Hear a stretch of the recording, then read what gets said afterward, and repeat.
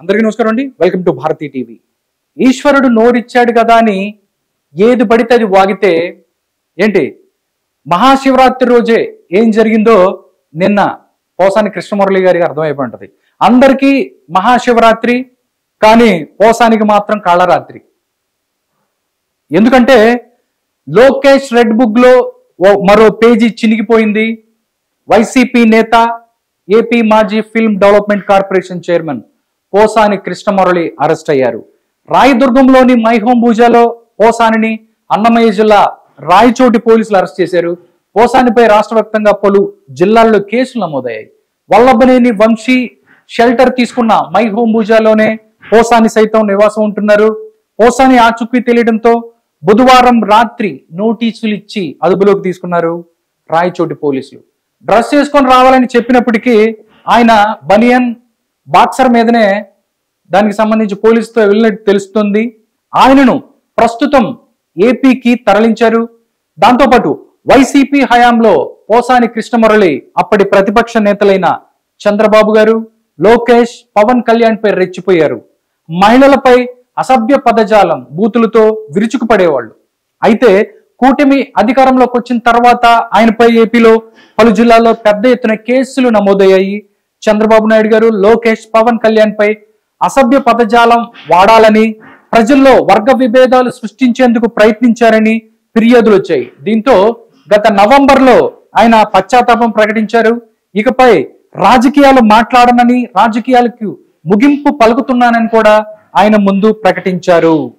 దాంతోపాటు చిత్ర పరిశ్రమలో విభేదాలు సృష్టించేలా ప్రయత్నించారని డిప్యూటీ సీఎం, జనసేన నేత పవన్ కళ్యాణ్ పై పోసాని అనుచిత వ్యాఖ్యలు చేశారంటూ జనసేనకు చెందిన జోగినేని మణి 2 రోజుల క్రితం అన్నమయ్య జిల్లా ఓబులాపల్లి PS లో ఫిర్యాదు చేశారు. దీంతో పోసానిపై BNS 196, 353(2), 111 రెడ్ విత్ 3(5) సెక్షన్ల కింద కేసులు నమోదయ్యాయి. రాజంపేట కోర్టులో ఆయన్ను హాజరుపరచనున్నారు. వైసీపీ హయాంలో పోసానని ఆ పార్టీ ప్రోత్సహించింది. తెలుగుదేశం పార్టీ, టీడీపీపై బూతులతో విరుచుకుపడేలా పోసాన్ని అప్పట్లో ఫిల్మ్ డెవలప్మెంట్ కార్పొరేషన్ చైర్మన్ పదవిని కూడా బహుమతిగా కట్టబెట్టింది వైసీపీ గవర్నమెంట్. ఆ పదవి వచ్చిన తర్వాత కూడా పోసాని నోరు అదుపులో పెట్టుకోలేదు. చెప్పలేని బూతులతో రెచ్చిపోయారు. మహిళలను కూడా వదలలేదు ఆయన. పోసాని అరెస్టుతో లోకేష్ రెడ్ బుక్ లో మరో పేజీ చినిగిపోయింది.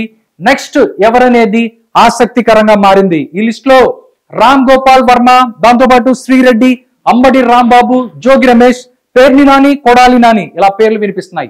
ఇప్పటికే వల్లభనేని వంశీతో పాటు గతంలో టీడీపీ నేతలపై రెచ్చిపోయిన 2-3 నేతలను పోలీసులు అరెస్ట్ చేశారు. ఇది పరిస్థితి. నిన్న పోసాని కృష్ణమురళి గారు అరెస్ట్ తర్వాత వైసీపీ ఎవరైతే ఉన్నారో గగ్గోలు పెట్టారు, రక్త కన్నీరు కార్చారు. ఎందుకంటే ఆయన రాజకీయాల నుంచి వదిలేశాను, నాకు ఏ పార్టీకి సంబంధం లేదని ఆయన చెప్తుంటే మీరు మళ్ళీ ఆయన వెనకేసుకొచ్చుకొని దోపిదెట్టి ప్రకాష్ రెడ్డి అవ్వచ్చు, లేకపోతే పొన్నవల్లి సుధాకర్ రెడ్డి. పోసాని కృష్ణమురళి గారు ఎప్పుడు కూడా ఒక పద్ధతిగా మాట్లాడేవాడు.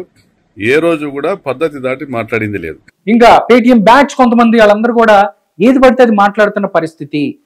ఏ పార్టీకి సంబంధం లేదని ఆయన చెప్తుంటే మావాడేం చెప్పి మళ్ళీ ఇంకా టీడీపీ వాళ్ళనో లేకపోతే ప్రభుత్వాన్ని రెచ్చగొట్టడం ఏంటో నాకు అర్థం కాల. అంటే మీరు ఏది చేసినా కానీ ఎవరినోసే ఇరికిచ్చి మీరు పక్కకు చేతులు చూపుకుంటారుగా.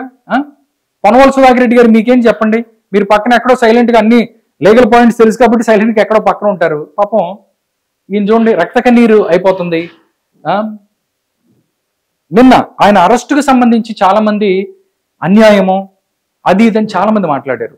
నిజంగా ఎవరైనా కానీ ఈ వీడియో చూస్తున్న ప్రతి ఒక్కరు వాళ్ళు నిజంగా ఇది అక్రమం, ఈ అరెస్ట్ అని చెప్పి ఎవరన్నా మీరు అనుకుంటే కామెంట్ చేయండి. ఎందుకంటే ప్రతి ఒక్కళ్ళు కూడా ఆయన మాటలు విన్న ప్రతి ఒక్కళ్ళు కూడా చెప్తారు. ఆడపిల్లల్ని పవన్ కళ్యాణ్ గారి గురించి ఎలా మాట్లాడారని కానీ ఒక్కసారి చూద్దాం. ఆయన అధికారం ఉండగా ఏది పడితే అది మాట్లాడి నేను రాజకీయాల నుంచి వెళ్ళిపోతున్నాను, నాకు సంబంధం లేదు అని చెప్తే సరిపోతుందా?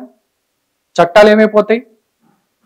మీరు తిట్టిన తిట్లు ఏదైతే ఉన్నాయో నిజంగా ఒక్కసారి వింటే నిజంగా ఈయన తిట్టింది కరెక్టే, ఈయన అరెస్ట్ అక్రమము, ఈయన అరెస్ట్ కరెక్ట్ కాదు, అక్రమంగా అరెస్ట్ చేస్తున్నారు అని చెప్పి మీరు అనుకుంటే నిజంగా ఒకసారి వినండి ఆయన ఏం మాట్లాడాడు. రక్త కన్నీరు పెట్టుకుంటావు దరిద్రపు నా కొడక, నువ్వు పుల్లకి చీర కట్టిన చీర చూస్తావు అమ్మాయి ఎవరని. నువ్వు చూడా పవన్ కళ్యాణ్ లాంటి దొంగ వచ్చే కొడుకులు అసలే బసలే ఈ లోకంలో. శేబాజీ పవన్ కళ్యాణ్ సిగ్గులేని నాకు కొడక. ఆ పార్టీ నాదనే లాగేసుకోవడానికి ఏం చేశాడండి పవన్ కళ్యాణ్? జగన్మోహన్ రెడ్డి గారు ఇచ్చే ఏంటి FDC పదవుల కోసమో, దాంతోపాటు ఆయన మై హోమ్ పూజలో మీకు ఇచ్చే ఫ్లాట్స్ కోసమో పవన్ కళ్యాణ్ తిట్టాడు. అంతకన్నా ఇంకా ముందుకెళ్ళి పవన్ కళ్యాణ్ పిల్లల్ని,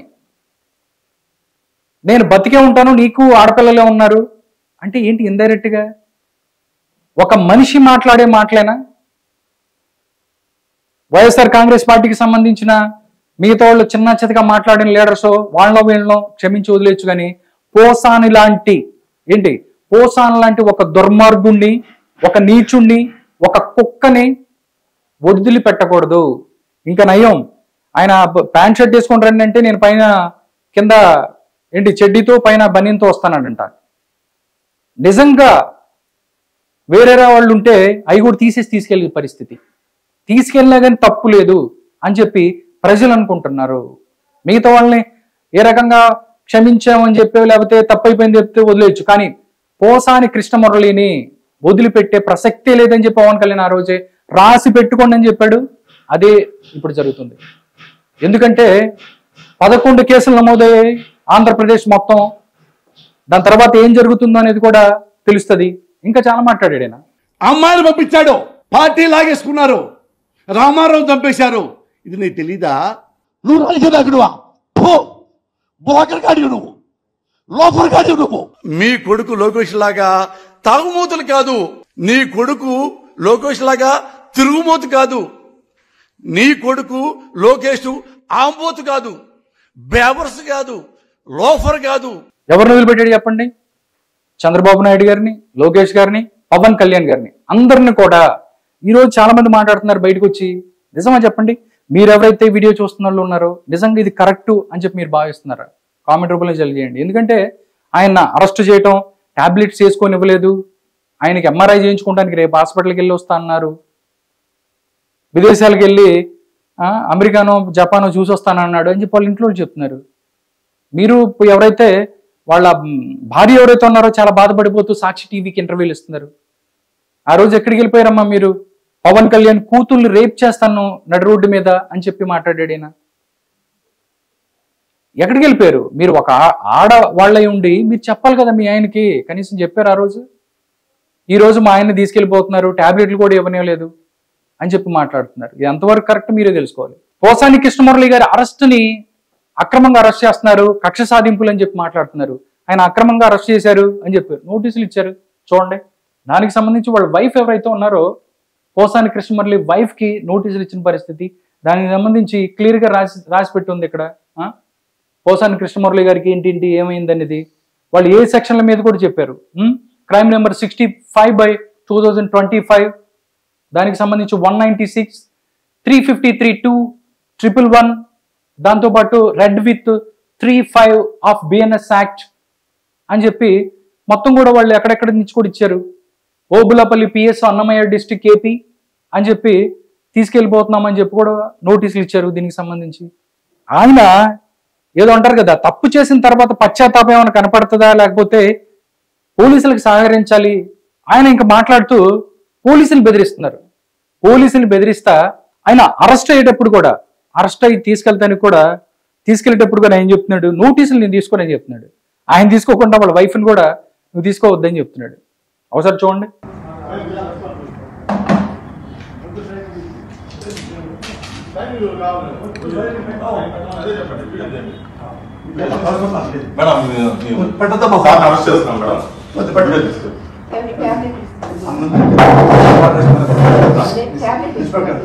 సార్ రండి సార్, మీ ట్యాబ్స్ అన్ని ఇవ్వండి మేడం. మీ పేరు మేడం. అది చూడండి ఆయన ఏం చెప్తున్నారు? ఎవరైతే ఆఫీసర్ ఉన్నారో అయినా సరే మిమ్మల్ని అరెస్ట్ చేస్తున్నాం, నోటీసులు ఇస్తాం, నాకు వద్దు, నాకు నోటీసులు అక్కర్లేదు. నోటీసులు ఏంటి? ఏమన్నా పెళ్లి శుభలేఖ, లేకపోతే ఎవరన్నా నీకు పడనోడు ఎవడన్నా శుభలేఖ ఇస్తాను, నాకు అక్కర్లేదు తీసుకో అన్నట్టుగా నేను తీసుకోనని చెప్తున్నాడు. ఆయన కూడా వాళ్ళ వైఫ్ కూడా తీసుకుంటానంటే ఆవిడకి ఇస్తున్నాను, నువ్వు తీసుకోవద్దని చెప్తున్నాడు. సార్ మీకు నోటీస్ ఇస్తున్నాం సార్. మాకు అరెస్ట్ చేస్తున్నాం, నోటీస్ ఇస్తున్నాం.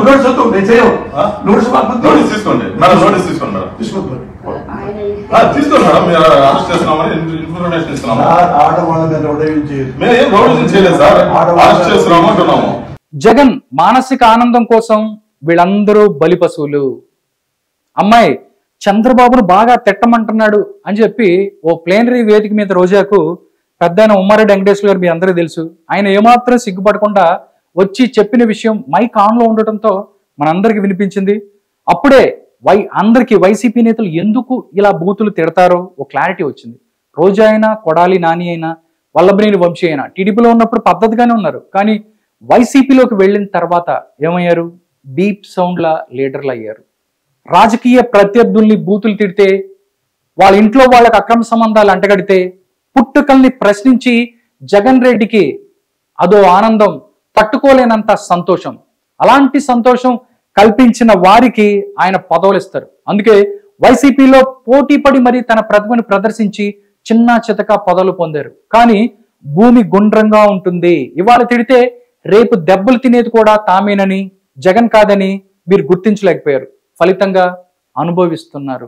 జగన్ రెడ్డి వికృత ఆనందం కోసం దాడులు చేసి తిట్టిన వారంతా ఇప్పుడు మానసికంగా వేదన పడుతున్నారు. కుటుంబాలకు టెన్షన్ మిగులుస్తున్నారు. పోసాని కృష్ణమురళిని అదుపులోకి తీసుకోవడానికి వచ్చినప్పుడు పోలీసులు ఎదుట ఆయన చేసిన ఓవర్ యాక్షన్, పడిన టెన్షన్ చూస్తే జగన్ రెడ్డికి కూడా ఆనందంగా ఉంటుందేమో.